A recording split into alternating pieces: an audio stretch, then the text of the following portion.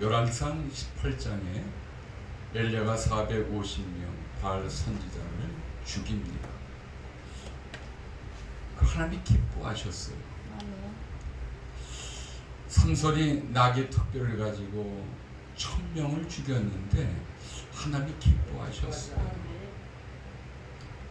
다윗이 골리앗을 만났을 때 그 골리앗을 죽였거든요. 하나님 그걸 기뻐하셨어요. 왜 그럴까요? 사람을 죽였는데 하나님이 기뻐하셨다. 묵상하며 묵상하다가 깨달은 거 하나, 우상 숭배자는 심판대에서 이렇게 죽어간다는 얘기예요. 지옥의 형벌로. 그래서 구약은 신약의 모형이 되고요. 그림자로서.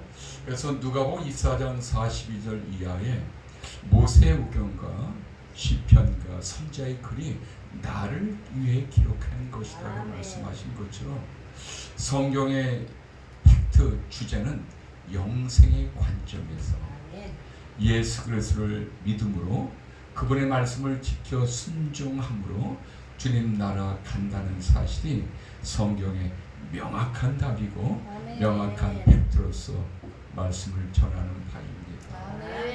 우리 이 말씀을 가지고 왜 바울이 디모데에게 2장 2절인가 3절에 이렇게 기록이 되어 있죠.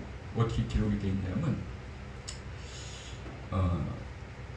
내가 그리스도 안에서 그리스도 예수의 좋은 군사로 나와 함께 고난을 받을지어다.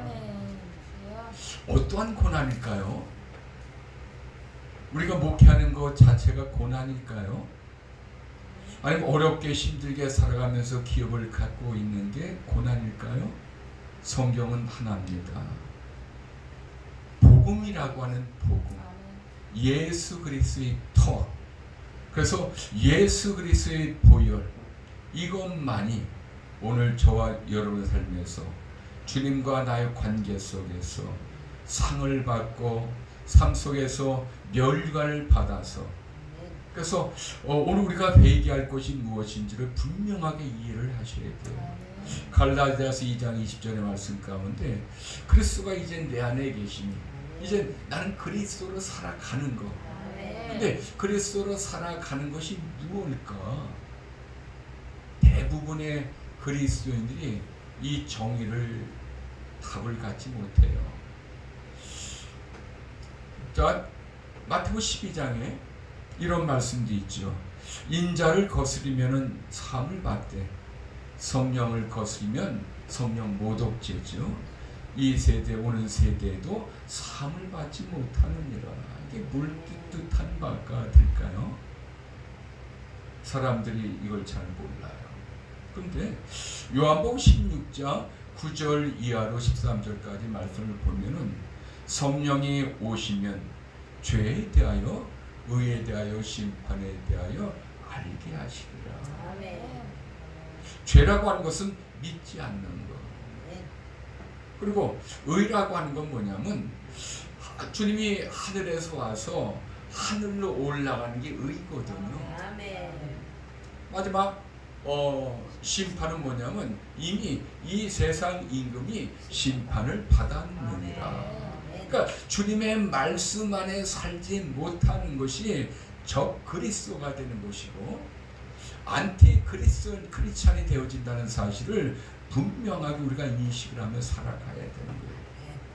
그래서 구약에는 사람을 죽였는 다음에 기뻐했다는 건 뭐냐? 그것이 하나님을 믿지 않는 게 죄라고 하는 상징성을 갖고 있는 거죠. 그래서 전쟁 중에 정치, 경제, 문화, 국방, 사회, 시민, 정신 모든 것이 누구를 위해서? 다윗의 정치가 뭐죠? 그리스도를 위하여. 한 절 한 절 한 절이 그의 경험과 간증 속에서 체험 속에서 나오는 한 절 한 절 단어 하나하나가 다 그리스도를 이야기한다는 사실을 성경의 66권을 보면서 알게 되어지는 거예요. 그럼 오늘 이 본문의 말씀의 주제는 뭐죠?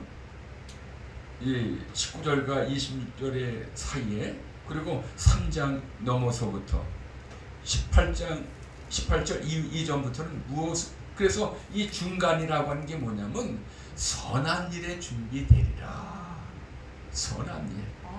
그러니까 우리가 그리스도 안에서 선한 일이라고 하는 것을 오늘 깨닫는 귀한 시간 되길 주님으로 축원드립니다. 그래서 불법에서 떠난 자들. 근데 우리가 그리스도인임에도 불구하고 불법, 갈라디아서 5장에서 말하는 두 가지가 구별되잖아요. 성령의 소욕과 육신의 소욕이 나눠져 있거든요. 그러니까 내가 예수를 믿음으로 말미암아 구원을 받지만 우리가 구원받을 아무런 공로가 없어요. 그 믿음의 차원에서 그리스도를 내가 믿는 믿음, 믿게 하셨잖아요. 그게 얼마나 감사해. 그러니까 천국은 행함으로 가는 거예요. 말씀에 순종을 해야 되거든요.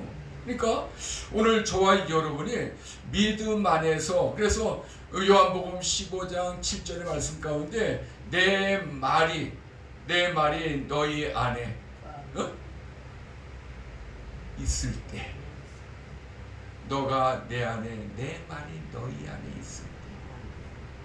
누구 말이요? 성경 66권, 주님의 말씀, 산상수훈의 말씀, 천국 복음의 말씀, 이 66권 율법과 계명과 서로 사랑하라고 하는 66권의 이 말씀이 내 안에 있어 그 말씀을 지켜 순종하는 자에게, 할렐루야, 응답과 축복이 넘친다는 거예요. 그러니까 무엇이든 구하라. 너가 내 안에, 내 말이 너희 안에 있으면, 그 말은 내 말을 가지고 순종하며 살아가면은, 할렐루야, 무엇이든 구하라고 말씀하시네요. 잠언 8장인가요? 17절에 이런 말씀이 있어요. 나를 사랑하는 자들이 나의 사랑을 입으며 나를 찾는 자들이 나를 만나리라 말씀하고 있어요. 그 다음에 뭐가 기록된지 아세요? 내게 부귀가 있고, 할렐루야, 내게 물질도 있다는 거예요. 그러니까 주님을 믿을 뿐 아니라 그분의 말씀대로 순종하는 삶이 영생의 삶이거든요.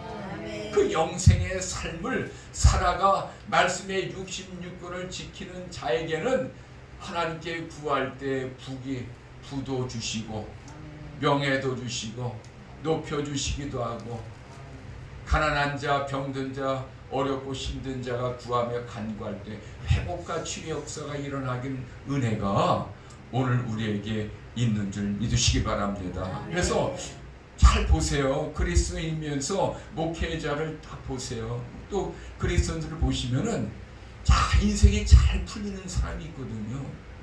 목회가 잘 되는 분이 있거든요. 또 무엇이든 구할 때 응답받는 분이 계시거든요. 그런 분들은 어떤 분들일까요? 하나님이 주고 싶어서 주는가요? 아니에요. 그 말씀 안에서 살아가는 자들에게, 할렐루야, 이 축복의 은혜와 기회가 열려져 있다는 사실을 기억하시길 바랍니다. 그렇지 않으면은 왜 우리가 관한할 이유가 없죠. 다 축복 주시면은 다 잘 되게 해주면 다 10만 명, 100만 명 목회하게 해요. 그렇잖아요. 제가 예전에 30여 년을 제가 이렇게 기도한 적이 있어요. 세 가지. 첫 번째는 세계적인 부흥사. 제가 37년 만에 척붕에 갔어요. 기도 제목이죠, 사실. 그래서 또 하나는 뭐냐면 세계적으로 가장 큰 교회를 짓겠다고 200만 명을 제가 꿈꾸며 기도했어요. 하나님, 제가 목회하면 200만 명을 주세요. 200만 명. 제가 목회하면 다 될 줄 알았어요. 30년을 기도했어요. 하나님, 200만 명이가 세계에서 가장 교회가 커야 돼요. 여의도 순복교회 가봤더니 너무 작아서 그때가 제 나이가 27살 때였어요.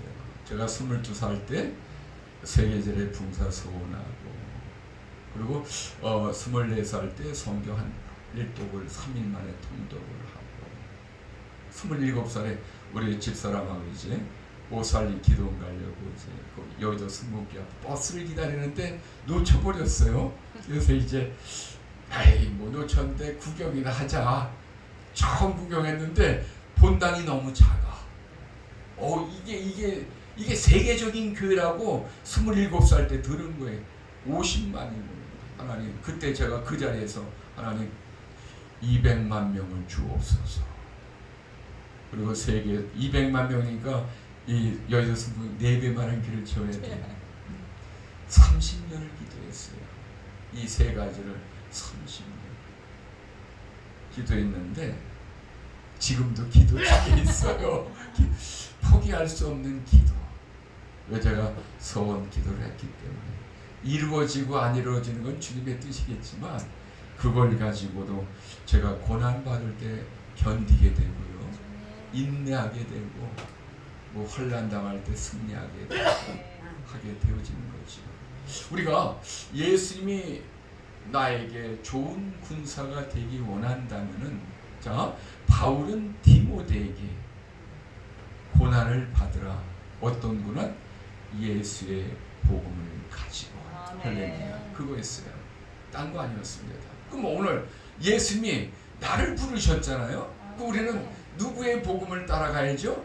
예수님의 복음, 예수님을 따라가야 돼요. 그분이 천국 복음을 전파하시고 그리고 귀신을 내어쫓고 병든 자를 고치고 약한 자와 함께하는 3대 사역이 오늘 우리에게도 그대로 고난을 받으면서 할렐루야 따라가야 되는 거예요. 제가 이제 오래전 한 20년 전 얘기가 돼요. 벌써 하루에 10시간씩 3년을 전도해본 적이 있어요. 그리고 7시간 3년 5시간 3년 전도에 올인했죠. 그러다 보니까 한 해 2000 잘 기억이 되지 않는데 한 20년 조금 못된 그 기간 속에서 하나님께서 그 이듬해 100명을 보내주셨어요. 100명. 참 놀랍죠. 제가 복음을 처음 전하는데 예수가 생명이고 예수가 영생을 주시고 오셨고 그분의 말씀을 지켜 살아가는 것이 영생의 삶이라고 하는 것을 깨닫고 그래서 미움이 죄란 말이죠. 근데 우리는 회개할 때 남 미워한 것을 회개할 줄 몰라. 자기 합리성. 용서할 수가 없어. 그게 우리가 해야 될 회개인데.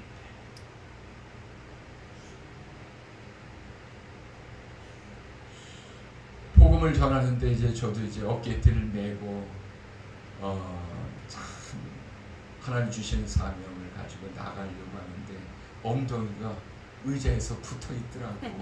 못 일어나. 기도 1시간 딱 하고 일어나려는데 엉덩이가 그대로 주저앉아요. 아유 나 어떻게 나가나. 전도 어떻게 하나. 얼굴 빨개지고 말도 제대로 못하고 사람들 앞에 변변치도 못한 사람이 이거 어떻게 전도할. 우리 교회가 대로변에 있었거든요. 한번 신호등 딱 걸리면은 한 10몇 대가 버스가 쫙 서요. 그 앞에 교회가 있으니까 신호등 한번 딱 걸리면 버스 안에 있는 사람들 다 나를 주목하는 거야. 어깨띠 맸죠. 전도지 몇 장 갖고 나왔죠. 그러니까 이제 이걸 생각하니까 못 나가는 거야. 근데 그렇게 나가다가 또 들어와서 기도하고 또 나가고 하는 일이 반복되면서 어느 날 그 지혜를 주신 거 하나님이 어떤 지혜를 주시냐면은 야 내가 주님을 위해서 핍박을 받아야 되는구나. 내가 주님을 위해서 조롱을 받아야 되는구나. 내가 주님을 위해서 대신 십자가를 내가 지고 가야 되는구나.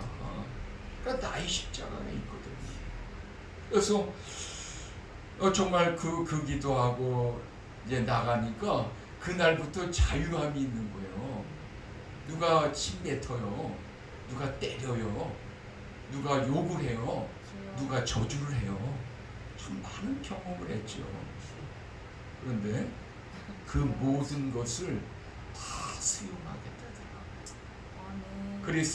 그리스도가 예수님이 나를 위해서 십자가에서 죽으신 그 보혈의 피를, 그 보혈의 피가 나의 죄를, 그 예수 그리스도 이름이 나를 살렸는데, 그 한 가지만 생각이 되더라도 나의 아픔과 고난과 나의 슬픔과 나의 여러 가지 악조건인 모든 환경은 이제 아무것도 아닌 거예요. 우리 교회가 하나님을 기쁘게 했더니 고난이 왔죠. 그리고 좀 그래서 하나님 기뻐하면 교회를 옮기겠다고. 근데 월세를 까먹어도 이전하겠다고, 하나님 기뻐하면 가겠다고 하면서 3년 만에 보증금 까먹고 월세를 31개월 못 내기도 하고, 이런 일들이 일어나면서 하나님이 이런 은혜를 주셨어요. 야, 기도가 응답이 됐구나. 보증금 까먹은 게 응답이 됐어요. 어? 그러니까 하나님, 보증금 까먹어서 감사합니다. 월세 못 내서 감사합니다. 어? 우리 아이들 학비 못 줘서 감사합니다. 교통비 못 줘서 감사합니다. 이 감사 기도를 7년 하고요. 제가 금식하러 올라갔어요. 금식하러. 그랬더니 이제 그때 하나님이 다 풀어주셨어요. 그래서 너는 이제 전도해라. 전도꾼이 되라.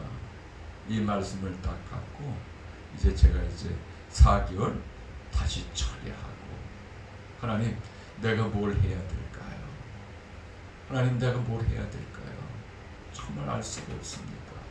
그때 하나님께서 저에게 전도를 주셔서 그때부터 3년 동안 계속 전도. 저는 감리교라 교육자회의를 다녀오는 그 시간을 또 추가해서 밤 12시, 1시까지 전도할 때가 있었어요. 정말 다반사롭겠죠. 그러면서 이제 풀어지고 해결되고 응답이 되고, 그래서 이제 37년 만에 첫 붕을 간 거예요. 첫 붕에 정말 열심히 신나게 외치면서 복음을 전하는데, 와, 하나님의 음성이 마음으로 쫙 들려지는데, 야 진규야, 지금 네 자랑하냐? 지금 네 자랑하냐 하면서 아버지의 말씀이 마음속에 탁 들어오게, 설교를 하는데 그 마음이 탁 들어오게 돼가지고, 하나님 무슨 말씀이세요? 근데 이제 영생의 말씀을 주셨어요. 내 생명이 영생이야. 그러니까 나만 전해라. 붕에 나 이거 지금 전도하는 중에 지금 전도하는 겁니다. 그래서 지금 그때부터 붕에 나갈 때마다 영생의 삶을 살아야 천국에 갑니다. 그 말씀을 전하는 가운데 있고요. 오늘 저와 여러분이 다시 한번 깨닫고 나가는 것, 바로 영생의 삶이 뭘까? 아니 450명을 죽였단 말이죠. 그렇다고 지금 뭐 안 믿는 사람 이런 게 아니에요. 창세기 22장에 이제 1절에 그러잖아요. 하나님이 아브라함에게 내 독자 이삭을 바쳐라, 번제로 드려라. 이 말을 가지고 어떤 목사님들이 나한테, 목사님 아들을 번제로 드리라고 하면은 번제로 드리겠어요? 이렇게 질문이 많이 받았어요. 우리 목사님 자녀가 그러면 하겠어요? 어떻게?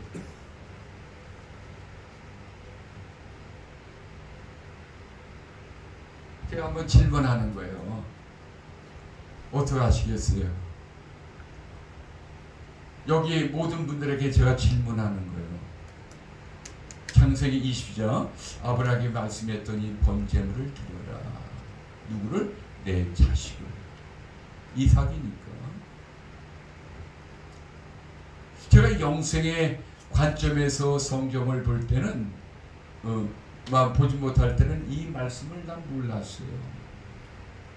그런데 영생의 말씀을 듣고 영생의 관점에서 성경을 보니까 와, 이 질문이 오늘날 우리에게 질문과는 다르다는 거예요. 하나님이 오늘 우리에게, 이 시대 우리에게 믿지 않는 사람을 죽여라 할 것 같아요? 아니에요. 너 자식을 죽여라 할 것 같아요? 아니에요. 근데 목사님들이 지금 이 시대에 그런 질문을 하고 있다는 거예요. 어리석죠. 그러니까 영생의 관점에서 성경을 보지 않으니까 어떤 일이 나오냐? 불의한 일이 생겨진다는 거예요. 오늘 본문의 말씀에 19절이잖아요. 불의를 행하지 마라. 불의를 하지 마라. 18절에 부활을 부정하는 사람들이 많이 생겨졌어요. 너가 믿지만, 너가 믿는 그리스도인이 됐지만 그것까지도 부인하지 말고 살아라. 불법을 행하지, 주의 말씀을 가지고 불법을 행하지 말고 살아라 라고 하는 것이 정의가 되어 있고요. 아멘. 그릇을 깨끗하게 비우고 그리스도 안에서 말씀 안에 성령 안에서 충만한 은혜를 채워갈 때 하나님의 쓰임받기에 쓰임받는 우리 모두가 되어지는 거예요. 그래서 쓰임받을 때 어떻게? 나를 비우고 성령 충만해서 내 안에 계신 그리스도의 말씀이 입으로 행함으로 선포가 될 때 어떤 일의 준비가 되는 거예요? 선한 일의 준비가 되어진 거예요. 그래서 그 다음 절도 싸우지 마라, 변론하지 마라, 이런 건 부연 설명이 되어지는 거고요. 그렇다면 오늘 저와 여러분이 성령 충만, 말씀 충만, 특별 기도 성회거든요. 그러면 우리가 말씀 충만한 것은 다시 말해서 성령 충만한 거야. 할렐루야. 그래서 우리가 성령 충만한 오늘 우리의 말씀의 권세를 가지고 예수 그리스도의 이름으로 선포할 때 귀신이 떠나는 거예요. 자, 안진뱅이가 있어요. 예수님이 일어나 걸어가는 것과 질문을 하잖아요. 어떤 질문했죠? 예수님이 죄사함을 주는 권세가 있는 줄 알고 그걸 알게끔 하기 위해서 일어나 걸어가라 그랬어요. 근데 그 전에 이 귀신이 떠나가는 것을 너가 믿으면 하늘나라가 임한다. 오늘 말씀 충만하고 성령 충만한 우리가 되었지만은 오늘 우리의 생각은 또 다르거든요. 우리의 입은 달라. 내가 예수님 믿어. 예수님 말씀을 내 마음에 믿어. 근데 그 믿음이 충만하다고 생각하는데 성령으로는 있는데 성령으로 충만하지 않으니까 미움이 나가고 죄가 나오게 되어지는 거예요. 충만하지 않다는 거예요. 하늘나라가 내게 임했는데. 그래서 귀신이 떠나가는 것, 이것은 병을 고치는 사건이거든요. 그래서 병을 고치는 권세가 있고 귀신을 내어쫓는 권세가 내게 있는 거니까 어느 것이 있냐. 귀신을 내어쫓는 게 예수 믿는 삶이 얼마나 쉬운지 몰라요. 그냥 믿고 그 말씀 순종하면 되는 거예요. 너무 쉬운 거예요. 성경은 단순하죠. 66권은 너무 단순한 거예요. 신학적으로 쪼개고 어떤 문학으로 쪼개고 철학으로 쪼개고 신세대 신학으로 쪼개고 뭐 여러 가지가 나오니까 복잡해졌지요. 성경은요 믿고 순종하며 할렐루야 주님 나라 오라고 하는 것이 한 줄로 정하면 그렇습니다. 두 번째, 이 말씀을 가지고 우리가 어떤 선함에 쓰임받을까요? 생활 속에서 가정에서 인정받기를 바랍니다. 가정이 제일 소중해요. 가정. 저는 이걸 외면할 때가 많았어요. 행복해. 저도 그냥 교학교 북치는 세대로 저도 교학교를 했기 때문에 제가 95년도 목회를 했거든요. 그때 아주 교학교 마지막 부흥 시대 북을 치는 세대 마지막이었거든요. 근데 그때 이제 저도 북치는 세대인데 그때 이제 저도 그냥 하나님 안에서 열심히 했죠. 목회가 뭔지. 근데 가정을 소홀히 했던 거예요. 아내를 소홀히 하고 자식들을 소홀히 하고. 제가 전도 나갈 때 지갑에다 이제 1,000원, 5,000원 있는 만큼 10,000원, 20,000원, 30,000원. 그러면 이제 그러죠. 전도할 때 어떤 사람들이 얘기를 해요. 기저귀 값이 없대. 그러면 줘야죠. 그리고 자기가 밥을 못 먹었대. 그러면 또 밥값 줘야죠. 그 다음 사람이 왔는데 돈이 없어. 지갑을 내려 보여줘. 목사가 거짓말하면 안 되잖아요. 나 돈 없어. 내일 만나면 내일 줄게. 근데 그거 우리 아이가 봤단 말이죠. 16살 때인가요? 그때 봤어. 가장 예민할 때. 그날 제 집에 가니까 우리 아이가 그러죠. 아빠는 내가 돈 달랄 때는 없다고 하면서 남이 돈 달랄 때는 다 사준다. 그게 상처. 그게 씻을 수 없는 상처죠. 우리 목회자는 다 그런 경험들이 있어요. 다 어렵잖아요. 아픔이 있고 상처가 있고. 그러니까 정말 내가 이제야 깨닫는 거예요. 이제야. 저도 이 영생의 말씀을 드린 게 5년밖에 안 돼요. 제 첫 분에 나온 게 5년밖에 안 돼요. 그래서 그 영생의 말씀을 딱 받고 내가 보고 첫 분에 나간 내가 부흥단을 만들어서 지금 그렇게 운영하고 있어요. 세 개를 만들었어. 3개. 그래서 하나는 내가 이제 하게 되고, 하나 만들어서 대표 총재 하나 세워드리고, 하나 또 만들어서 누구 50대예요. 아주 유망한 사람인데 그분인데 그분 또 대표로 또 세워드리고. 그래서 제 꿈은 한국 부흥단 연합성회. 이게 제 꿈이에요. 우리 목사님도 한번 대화 좀 했으면 좋겠어요. 부흥단 연합성회. 제가 요즘은 부흥단 회장 만나면은 우리 연합하자.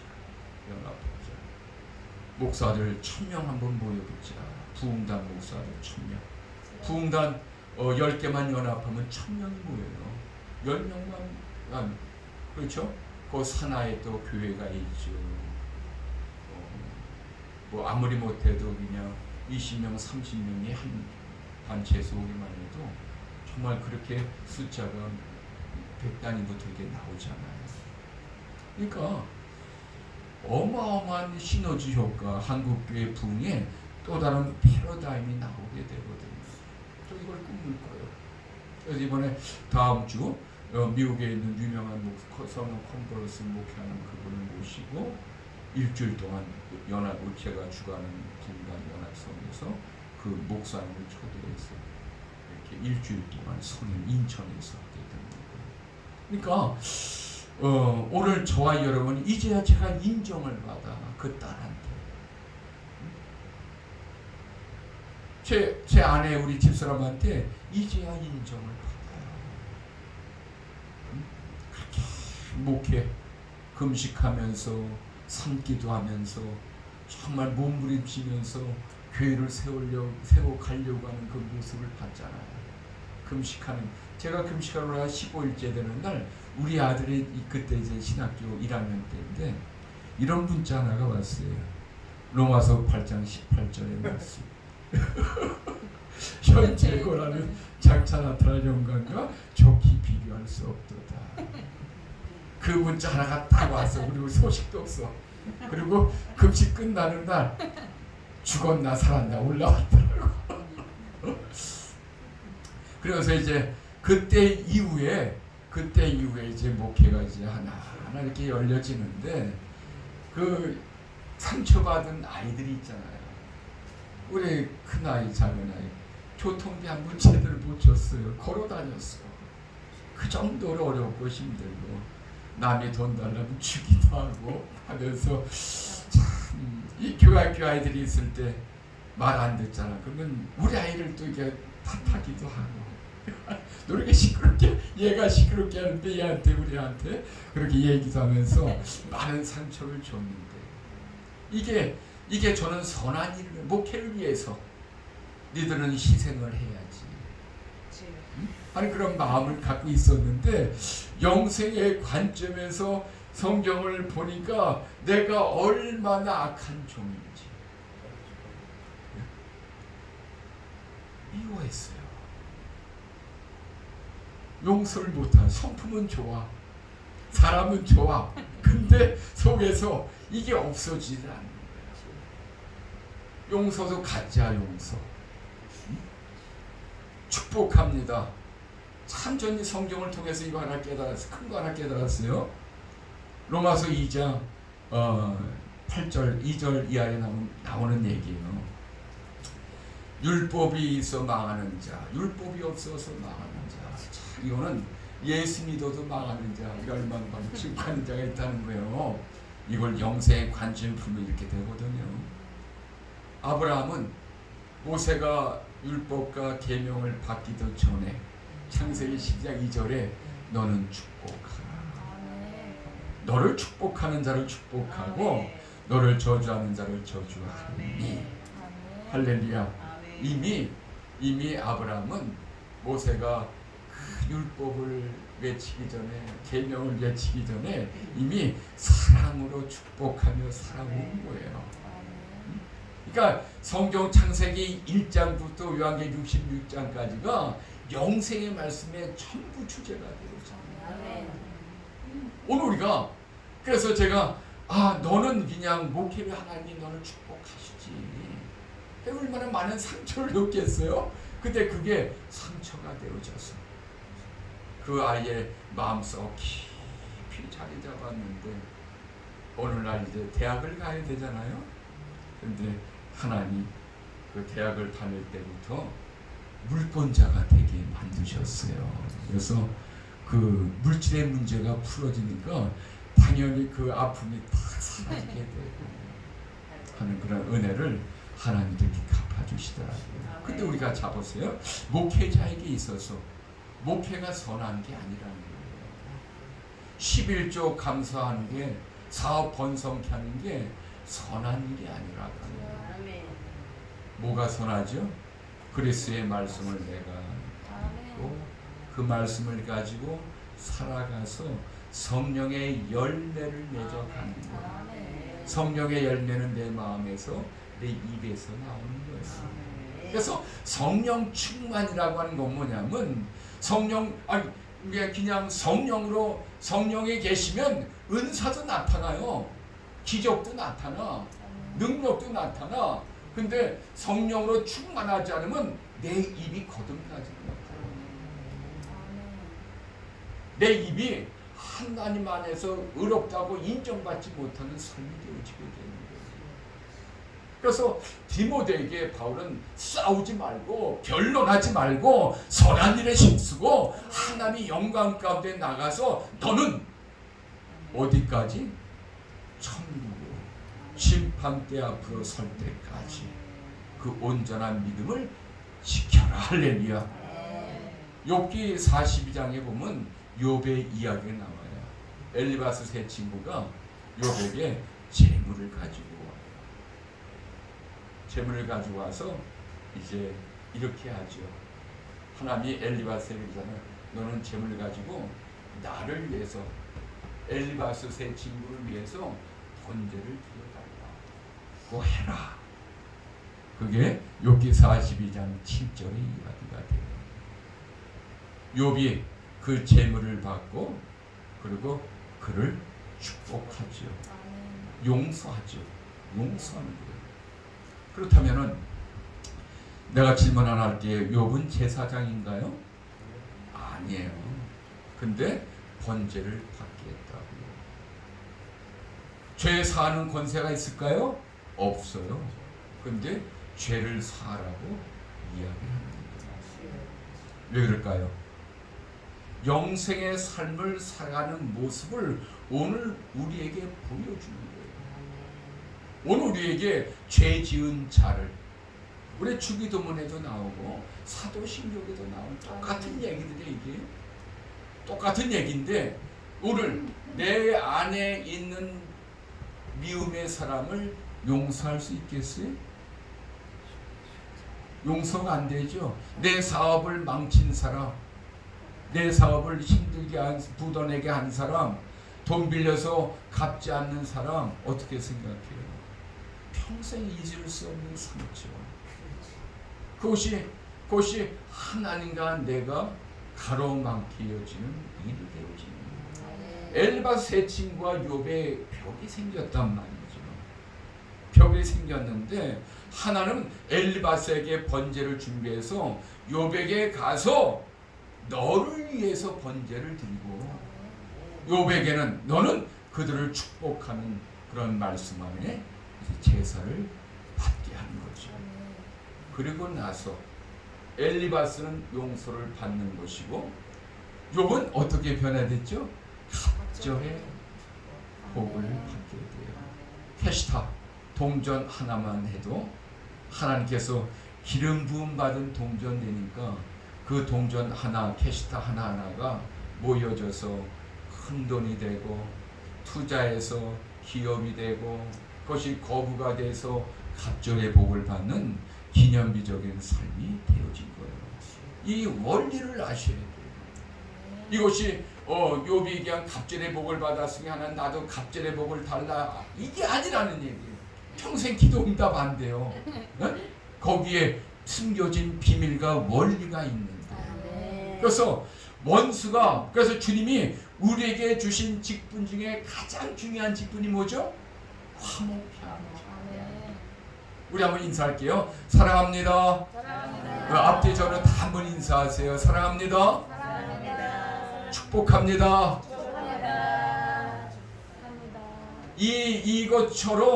이것처럼 오늘 우리에게 큰 사명이 없어요. 목사 아니에요. 부흥사 아니에요. 선교사 아니에요. 하나님이 우리에게 주신 직분 중에 가장 중요한 직분은 평신도를 알죠. 오늘 우리에게 사랑합니다, 용서합니다, 축복합니다, 감사합니다, 이 언어가 천국 언어가 되어집니다. 그러면서 욥과 엘리바스가 풀려지는 거예요. 매듭이 풀려지고, 묶여있는 게 풀려지고, 문제가 해결되어지면서 서로 다시 만나는 관계, 축복의 이웃이 되어지는 거죠. 이 선한 일에 쓰임 받으라고 하는 거예요. 할렐루야. 마지막 세 번째입니다. 이 말씀을 가지고 오늘 무엇은 우리를 정말로 믿음 안에서 도전을 받아야 될까요? 도전. 변함없는 마음을 가지시길 바랍니다. 이게 도전을 해야 돼. 변함없는 믿음, 변함없는 결단이 있기를 바랍니다. 전 이사야 38장의 히스기야가 정말 전 좋아요. 나하고 비슷한 것 같아. 성경을 볼 때마다. 왜냐면 그런 아픔이 있잖아요.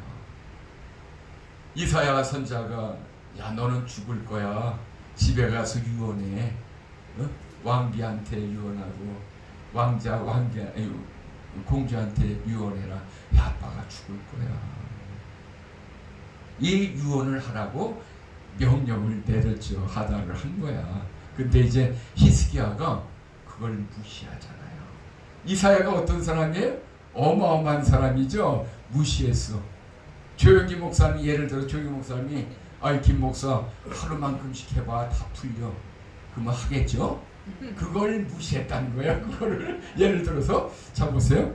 우리 고건동 목사님 얼마나 영적 거장이시잖아. 한국교회에. 고건동 목사님이 저한테 3일만큼씩 해. 그건 잘 될 거야. 근데 제가 무시해버렸어. 그러면 어떻게 돼요? 이거 어렵죠. 관계도 어렵고. 그럼 관계가 되는 거죠. 근데 히스기야 왕이 그걸 무시해요. 이사야 선지자의 말을 무시하고 낯을 벽을 향해서 기도를 시작하는 거예요. 하나님, 내가 전심으로 정말 최선을 다해서 목숨을 다해서 계명처럼 율법처럼 마음을 다하고 힘을 다해서 정성을 다해서 주님을 위에서 일한 거 아시잖아요. 그리고 또 하나, 내가 선하게 행한 것 주님이 아시잖아요. 그랬더니 주님이 그 기도를 들으셨어요. 내가 내 눈물을 보았고 내 기도를 들었노라. 자 보세요. 히스기야를 보면은요, 히스기야가 병들기 전에, 히스기야가 병들어서 기도할 때, 히스기야가 병에서 나아서 그가 하나님 앞에 어떻게 살았는가 일정했다는 거예요. 이 믿음이, 결단이 오늘 변하지 않는 우리의 모습이 되기를 바랍니다. 다니엘 보세요. 다니엘 1장 8절에 다니엘은 뜻을 정했다 그랬어요. 왕의 진미를 먹지 않겠다고 목숨을 걸었어요. 포로 전에, 포로 가운데, 그리고 그 포로 가운데 해방이 되어서 일정했단 말이죠. 이 은혜가 오늘 우리에게 있기를 바랍니다. 한나가 이제 애통하면서 이 눈물의 여인이잖아요. 슬픈 여자. 그 슬픈 여자의 일생을 보니까 정말 하나님께 기도하기 전에, 기도하는 그때, 기도하고 난 다음에 할렐루야 동일했다고 하는 거예요. 근데 우리는 은혜 받았어, 응답 받았어, 세상으로 돌아가기 바라요. 목회를 하더라도 물질관에서 벗어나지를 못해. 우리 교회에 이런 분이 있었어요. 권사님인데 암에서 고침받고, 그 전에 뭐 여러 가지 질병이 있어서 낳고, 기도하면 또 낳고, 기도하면 또 나으니까 제가 그런 얘기했죠. 권사님 이제 100살까지 건강하게 사실 겁니다. 어느 날 암에 걸렸어. 서울대, 연대, 세브란스, 고려대, 성모병은 다 포기가 됐어요. 인천 사랑병원에도 왔고 포기가 되고, 마지막 이나드 병원으로 갔는데 뭐라 그래서 갔더니 병실도 없어요. 그냥 복도에다 침대 하나 올려놓고 죽음을 기다리고 있는 그런 순간을 맞이하게 됩니다. 가서 이제 기도해주고, 권사님 내가 말한 거 기억나요? 권사님 100살까지 산다는 거 기억나요? 기억난데 복수가 때 찾지요. 숨은 헐떡거리죠. 눈도 못 뜨는 그런 상황인데 귀로, 권사님 내 말 들려요? 들리면 끄떡하세요. 끄떡하고. 그래서 권사님 내 말이 들려지고 믿어지고 생각난다고 하셨으면 저는 이제 산에 올라갈 거니까 권사님 기도하세요. 그러고 저는 강화만이산 꼭대기 정상에 올라갔어요. 기도하는데 15일 만에 났어요. 할렐루야. 하나님은 살아계, 하나님께 영광이 없습니다. 하나님은 살아계셔요. 그러니까 치유이 은사라는 게 병을 고친다는 게 능력이 있어서 뭐 신의 은사 이게 아니라 사랑의 은사라고. 모든 게 다 열려. 그러니까 성령이라고 하는 것과 성령 충만이라고 하는 달라요. 그러니까 성령이라고 하는 건 뭐냐면 내 안에 예수 그리스도를 내가 구세대로 영접하면은 성령이 내 안에 와서 그리스도의 말씀을 고백하고 생각나게 하고, 그리고 그렇게 몸으로 살게 하고 말을 하게 되어지는 거예요. 이 두 가지가 병행이 되는 거예요. 근데 성령이 충만하지 않으면 내가 내 삶으로 주님 앞에 고백하는 것과 내가 이웃에게 고백하는 게 다르다니까요. 그래서 성령으로 거듭나지 아니하면, 성령으로 거듭나지 않는다는 게 뭐냐면 내가 예수를 영접하고 살아도 그분의 말씀으로 성령으로 내 삶을 살지 않으면 이게 안 된다는 거예요. 우리는 너무 착각을 하고 목사들 신학자들이 너무 성경을 곡해하고 너무 어렵게 만들어서. 그래서 물과 성령으로 거듭나지 않으면 주님 나라를 볼 수 없대요. 주님 나라를 볼 수 없다는 건 뭐죠? 떨어지는 거예요. 그래서 야고보서 1장 12절에 이런 말씀이에요. 인내하는 자가 복이 있고 시험을 참는 자가 복이 있는 것은 하나님께서 생명의 멸관을 주시기 때문이라. 그러니까 생명의 멸관을 내가 이웃을 사랑하면서 섬기면서 나누면서 축복하면서 내 육신의 소욕을 다 버리고 하나님께서 탐욕과 정욕과 모든 욕망을 벗어버리면서 영생의 삶을 말씀을 가지고 살아가서 그거를 가지고 하나님 앞에 멸류관을 내가 받는 거예요. 생명의 멸류관을 받을 수 있기 때문이라. 그렇지 않고 살았는데 뭘 멸류관을 받아요? 목회 열심히 했다고요? 아니 그건 의무예요. 의무라고요. 누가복음 15장에 집 나간 아들이 있잖아요. 그 아들이 아들로서 돌아온 게 아니었어요. 종으로 돌아온 거예요.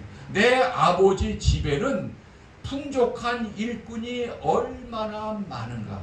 자 보세요. 그 아버지가 종을 노예로 취급한 게 아니에요.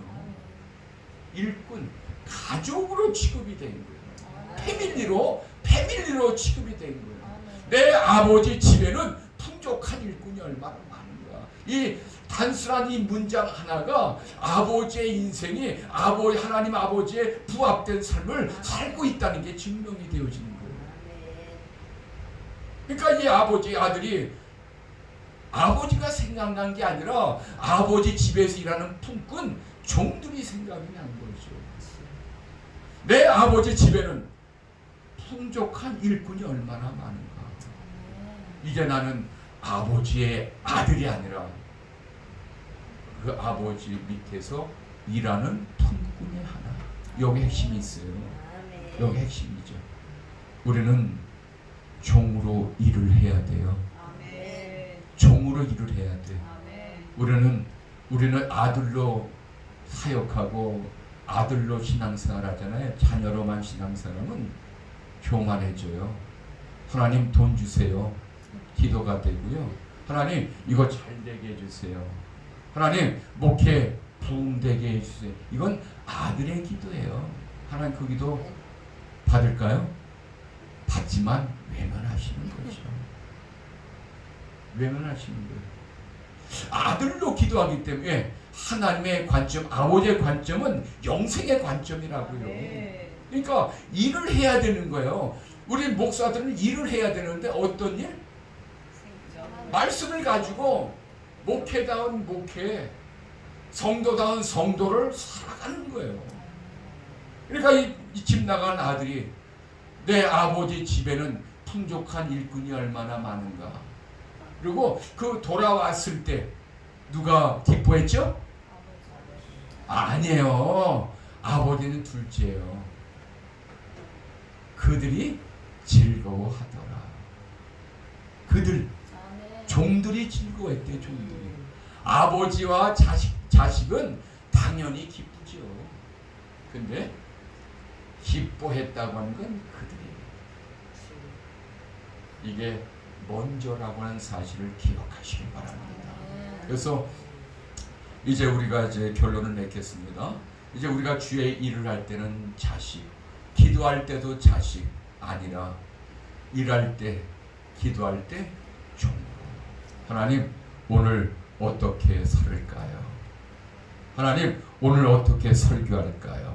오늘 저는 그냥 기도 말씀도 안 가지고 기도만 하고 왔다. 오늘 이 말씀 잠깐 준 거예요. 기도만 하고 왔어요. 솔직하게. 오늘 제가 건강검진하고 왔기 때문에 마치 깨어나자마자 곧바로 와가지고 저도 지금 해롱해롱 돼요.